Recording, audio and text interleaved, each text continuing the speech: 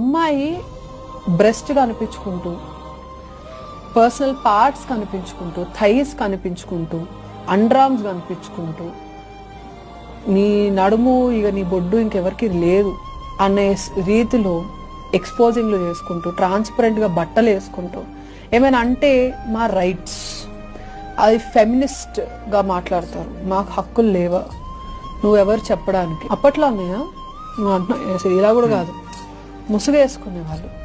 నువ్వు రేపు పెళ్లి చేసుకున్న తర్వాత నీ మొగుడికి నువ్వు ఏమిస్తున్నావు? ఇంకా 10 మంది మగాలు చూసి నన్ను చూడంగానే ఇట్లా తిర్రెక్కిపోవాలి అనుకునే తత్వము ఆడవాళ్ళలో మొదలైందని. 10 మందిలో ఒక మోటివేషన్ ఇస్తూ, అబ్బాయిలు కూడా తప్పలేదని నేను రాసిస్తా. నా అకౌంట్లో నా హ్యాండిల్ ఓపెన్ చేసి ఇన్స్టాగ్రామ్ 80,000 ఫాలోవర్లు ఉన్నారు. 75,000 ఫాలోవర్లు అబ్బాయిలే ఉంటారు నాకు తెలిసి. Because I know women doesn't support women, men do. I respect